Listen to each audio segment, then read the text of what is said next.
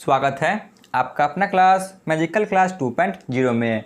तो हम सभी कवर कर रहे थे केंद्र राज्य संबंध के बारे में। जो केंद्र राज्य संबंध है तो इनके बारे में पार्ट 1 और पार्ट 2 यानी कि विधायी संबंध और प्रशासनिक संबंध, इन दोनों के बारे में पढ़ाया जा चुका है। यदि आपने इनके बारे में नहीं देखा तो जाकर प्ले लिस्ट में देख सकते हैं। आज पढ़ेंगे इनका थर्ड टॉपिक को, जो कि है वित्तीय संबंध। जो केंद्र और राज्य के बीच जो वित्तीय संबंध है इनके बारे में आज डिटेल से कवर कर लेंगे, ठीक है ना। तो इन सभी थ्योरी को पहले आप अच्छी तरह से देखें और लास्ट में चलकर प्रीवियस ईयर क्वेश्चन को भी अटेम्प्ट करें। ऐसे तो इसमें बहुत सारे बात बताई गई है, लेकिन उन सभी के बारे में नहीं पढ़ना। जिन जिन पॉइंट से क्वेश्चन बनते हैं उन सभी को इसमें कवर किए हैं, जिससे आपको याद करने में भी आसानी होगी, ठीक है ना, जिससे आपको आसानी से समझ में आ जाएंगे। तो चलिए क्लास की शुरुआत करते हैं।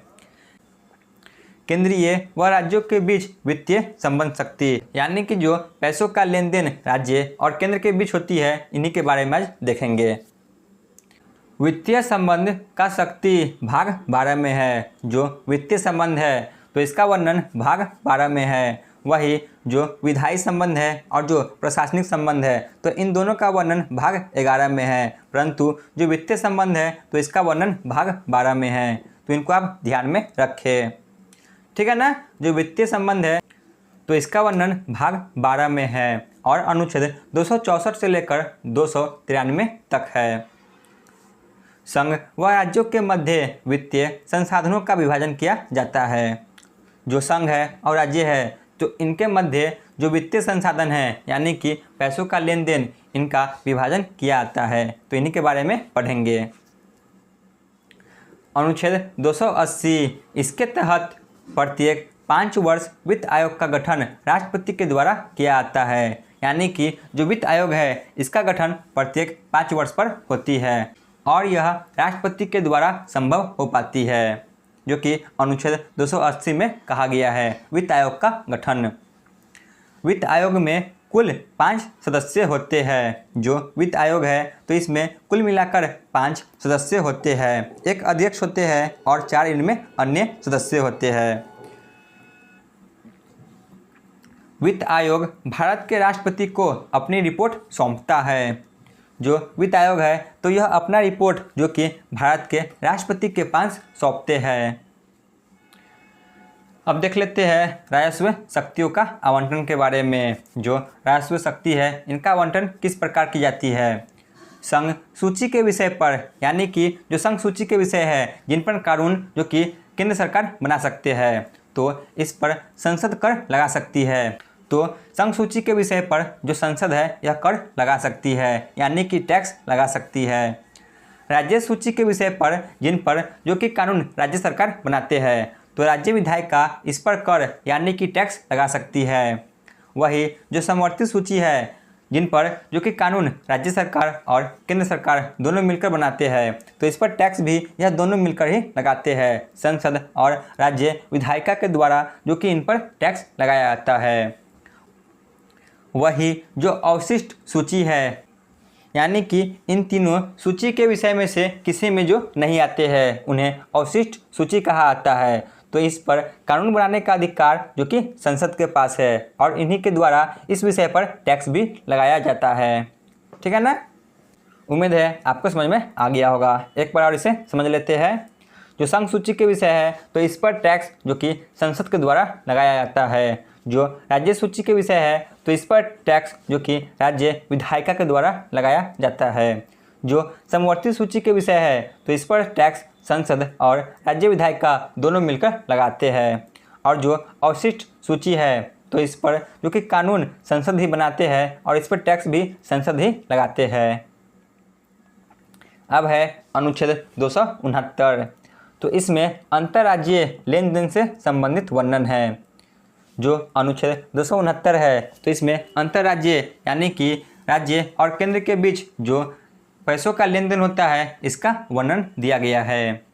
इसके बाद है अनुच्छेद 270, इसके तहत जो कर यानी कि टैक्स केंद्र और राज्य लगाता है और वसूलता है उसके बाद इसे राज्यों में बांट दिया जाता है, ठीक है ना। जो केंद्र सरकार और राज्य सरकार दोनों मिलकर टैक्स लगाता है और वसूलता है।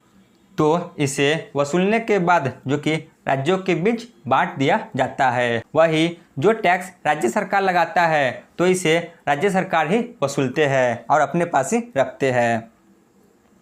अब है अनुच्छेद 276। इसमें यह प्रावधान है कि प्रत्येक राज्य का विधानमंडल राज्य सूची में प्रदत्त शक्तियों में कर लगा सकती है। ठीक है ना। 276 में यही कहा गया है कि प्रत्येक राज्य का विधानमंडल, जो प्रत्येक राज्य के विधानमंडल है, तो यह राज्य सूची के प्रदत्त शक्तियों पर जो कि कर लगा सकता है। यानी कि जो राज्य सूची के विषय है इस पर राज्य के विधानमंडल जो कि टैक्स लगा सकते हैं। इसके बाद है अनुच्छेद 286।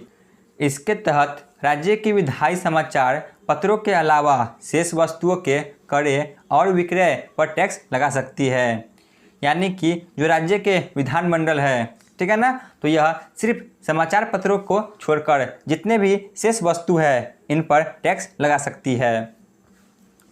नोट को ध्यान में रखें।